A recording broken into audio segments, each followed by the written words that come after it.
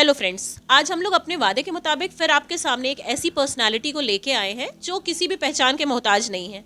But हमें लगा कि आज आप लोगों को बताना चाहिए, आप लोग को उनसे मिलवाना चाहिए, क्योंकि हर इलाहाबाद वासी, प्रयागराज वासी को उनका चेहरा पता होना चाहिए। वो हर चेहरा उनको पहचानते होना चाहिए, क्योंकि उन्होंने हमारे लिए इतना बड़ा काम किया है। और मैं चाहती हूँ कि आप सब उनसे मिलें। और मैं सर का नाम भी नहीं बताऊंगी, ये सीक्रेट रहेगा। सर खुद से अपना इंट्रो देंगे। और आइए मिलते हैं सर से। Welcome sir. नमस्कार। सर मैं चाहूंगी कि आप बताइए इन लोगों को, क्योंकि मैं अगर बता दूंगी तो सारा सरप्राइज खत्म हो जाएगा। आपने हमारे प्रयागराज को बहुत बड़ी चीज़ दी है, तो जिससे हमारी पहचान होती है। इनडायरेक्टली मैं बता रही हूँ। सर प्लीज़ आप पहले अपना पूरा नाम बता दीजिए और फिर आप बताइए कि आपने हमारे इलाहाबाद को क्या दिया है। मेरा नाम अभिनव बसाक है। मैं पीएचडी स्कॉलर हूँ विजुअल कम्युनिकेशन में, और मैंने प्रयागराज स्मार्ट सिटी का लोगो डेवलप किया था। ये मतलब 1 साल लंबा प्रोसेस था, जिसमें बहुत सारे आइट्रेशंस हुए, बहुत सारे चेंजेस हुए। उसके बाद एक लोगो एक डेवलप हुआ, फिर उसमें फिर कलर्स को लेके आइट्रेशन हुआ, फिर फाइनली एक लोगो मतलब कि जो सिलेक्ट हुआ। फिर तो सर एक्चुअली कितना मज़ा आया आपको इस लोगो डिज़ाइन करने में? ये मतलब बहुत एक टीडियस प्रोसेस था। मुझे हर वीक मीटिंग होती थी, उसमें डिस्कशंस होते थे। फिर तो एक मतलब हाँ, मतलब मेरा काम, मैं जानता हूँ कि जहाँ पे जितना मतलब लोगो डेवलपमेंट और उससे रिगार्डिंग जितने आइट्रेशंस हैं, वो मेरे लिए मतलब कि मैं कर मतलब जितने बार भी कर सकता हूँ। लेकिन ब्रांडिंग में ही हमेशा होता है, आपको आइट्रेशंस हमेशा दे रहे होते हैं। जो भी कंज्यूमर का रिक्वायरमेंट होगा, जिस तरीके से मतलब कि उस ब्रांड आइडेंटिटी क्रिएट करनी होगी, उस तरीके से आपको आइट्रेशंस करने होंगे। जैसे जब मुझे पता चला कि आपने इलाहाबाद का, प्रयागराज का हमारे लोगो डिज़ाइन किया है, तो मुझे सच बताऊं, मुझे बहुत प्राउड फील हो रहा था। और आपसे मिलना समझिए कि मुझे लग रहा था बड़ी सौभाग्य की बात है। तो जब आपसे मुलाकात हुई तो मुझे लगा कि नहीं, एक एक छोटा सा इंट्रो तो सबसे बनता ही है। और आप लोगों को भी शायद आज ये जान के और सर से मिल के बहुत खुशी हुई होगी। सर जब आपको ये प्रोजेक्ट मिला तो एक एक्साइटमेंट भी रहा होगा, क्योंकि आप इलाहाबाद के हैं। और जब इलाहाबाद का ही लोगो आपको बनाने के लिए मिला तो सच बात है कि आपको एक बड़ा प्राउड फील तो हो रहा होगा और बहुत अच्छा लग रहा होगा। और शायद इसके लिए आपने बहुत ज़्यादा मेहनत की। जी बिल्कुल। ये एक कॉन्टेस्ट था, जिसमें लगभग 1600 समथिंग पार्टिसिपेंट्स ने अपने एंट्रीज दिए थे। तो उनमें से जो सबसे मतलब कि अच्छे कुछ जो लोगोस हैं, वो शॉर्टलिस्ट किया था। फिर उस बेस्ड ऑन दोज लोगोस फिर उन्होंने डिसाइड किया कि अकॉर्डिंग टू टॉप प्रायोरिटी किसको उनको लोगो डिज़ाइन करने के लिए, मतलब फर्दर डिज़ाइन करने के लिए किसको मतलब कि ये उनका कॉल था कि किसको वो मतलब कि लोगो पे आइट्रेशन करने के लिए वो मिलेंगे। तो सर ये तो जैसे आपको ये सारी चीज़ें तो आप करते ही करते हैं, साथ में सर आप अपनी हॉबीज़ कुछ बताएंगे क्या, कि आपको आपकी हॉबी क्या है, आपको क्या पसंद है? हॉबीज़ में मतलब कि मैं ऐसे देखा जाए तो बहुत सारे हॉबीज़ है, और वो टाइम टू टाइम चेंज भी होता रहता है। बिल्कुल। मुझे म्यूज़िक में इंटरेस्ट है। म्यूज़िक मतलब सिंगिंग और इंस्ट्रूमेंट, मतलब पर्टिकुलरली लर्निंग इंस्ट्रूमेंट्स। और फिर अभी रिसेंटली साइकिल्स को लेके बहुत इंटरेस्ट है मुझे, बाइसाइकिल्स।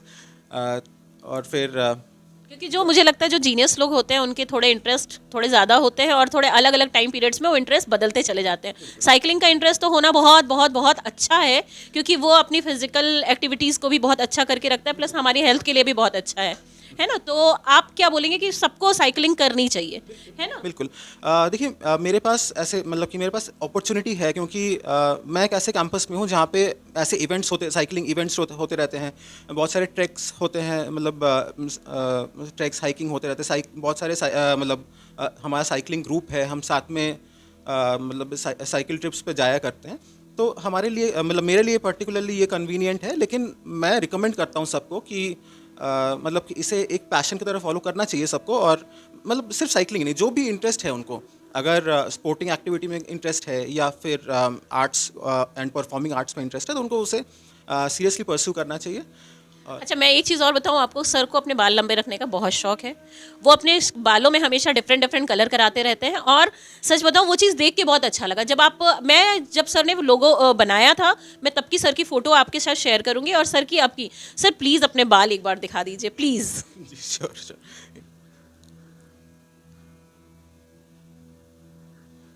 ये देखिए, ये सर के बाल हैं, और ये सर के बाल हैं, और सर इसको इतने प्रॉपरली मेंटेन करके रखते हैं, जो शायद हम लोगों के लिए भी बहुत मुश्किल होता है कि हम लोग नहीं मेंटेन कर पाते। पर सर का शौक बहुत अच्छा है और वो कलर से खेलना जानते हैं, इसलिए शायद उन्हें बालों में भी हर चीज़ों को मेंटेन करके बहुत अच्छा लगता है।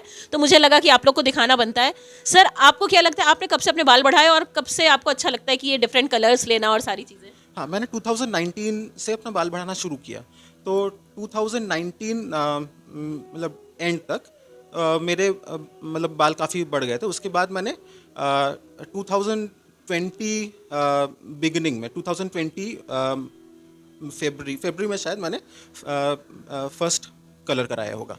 तो सर मुझे लगता है कि कभी भी आप कुछ भी चीज़ डिफरेंट करते हैं तो आपकी एक अलग आइडेंटिटी हो जाती है ना। लाइक आप, मुझे लगता है कि आप आईटी सेक्टर में हैं, वहाँ पे भी अगर आप कैंपस में आप पीएचडी कर रहे हैं जो आपने बताया था अभी, तो नहीं हूँ एक्चुअली, मैं हाँ मैं डिज़ाइन स्कॉलर हूँ। ओके सर, डिज़ाइन स्कॉलर मैं है। पीएचडी कर रहा हूँ विजुअल कम्युनिकेशन में। तो मेरा काम मतलब visual design, branding, micro animations और यूएक्स यूआई से रिलेटेड है। तो मैं मतलब कि उसमें कंसर्न। तो आप अपने कैंपस में भी जाते होंगे तो आपका लुक एकदम डिफरेंट रहता होगा, जी बिल्कुल। है ना।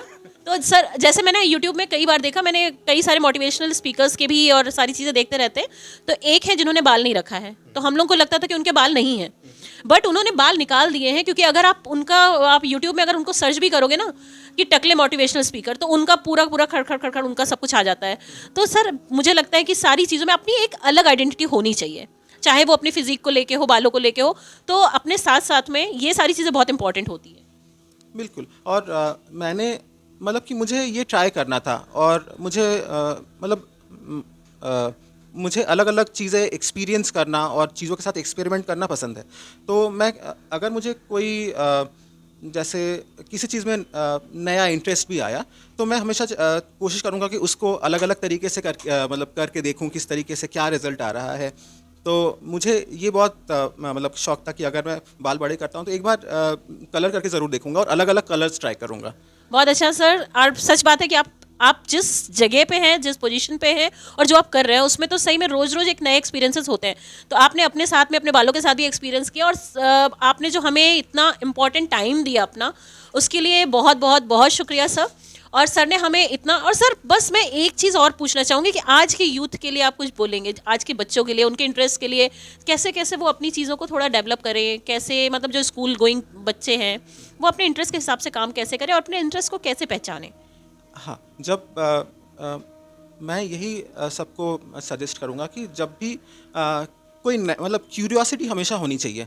और किसी चीज़ में जब मतलब कि आपको लगे कि हाँ इस पे मतलब कि इस पे हम क्यूरियस हैं और हम उस पे क्वेश्चन कर रहे हैं, तो उसको अलग अलग तरीके से हम देखें कि उस पे और क्या किया जा सकता है। मैं एक बहुत सिंपल सा एग्जांपल दे रहा हूँ। जैसे हमारा कीबोर्ड है, कंप्यूटर का कीबोर्ड है, तो उस पर हमारे कीज़ जो है एक लेआउट है, जिस मतलब कि एक सेट स्टैंडर्ड है उस लेआउट का, क्वर्टी बोलते हैं हम उसको। लेकिन ये ज़रूरी नहीं है कि वो क्वर्टी ही एक मतलब स्टैंडर्ड हम मान के उसको चले, वो हम एक्सेप्ट कर लें कि वही एक स्टैंडर्ड है। हम उसको चेंज कर सकते हैं, बहुत सारे कीबोर्ड्स अवेलेबल हैं, हम उसको एक्सप्लोर करें। तो अगर हम एक्सप्लोर करेंगे तो हम उसको अलग तरीके से यूज़ कर सकते हैं। तो इस तरीके से बहुत सारी चीज़ें, हमें जो भी चीज़ हमें मिल रहा है और उस पर हम कुछ भी मॉडिफिकेशन कर सकते हैं, एक्सप्लोर कर सकते हैं चीज़ों को, उसको करके, उसको एक्सपेरिमेंट करके हमें उससे खुद को भी एक सेटिस्फैक्शन मिलता है कि हमने अलग से अपना कुछ किया। तो मतलब सर का ये कहना है कि आप हर बंदे को एक्सप्लोर करना चाहिए, आप जिस भी उम्र के हों, और लाइफ में कुछ बेहतरीन, कुछ नया करने की कोशिश करते रहना चाहिए। सर का बहुत ज़्यादा टाइम नहीं लेंगे क्योंकि सर ऑलरेडी बिजी हैं। तो लास्ट में मैं सर से यही बोलूँगी कि सर आपने इतना टाइम दिया और हमारे बच्चों को इतनी सारी चीज़ें समझाई, उसके लिए थैंक यू। और ईश्वर आपको बहुत आगे लेके जाए, और मतलब हम लोग की तो बस यही दुआ रहेगी। Thank you so much, love you all.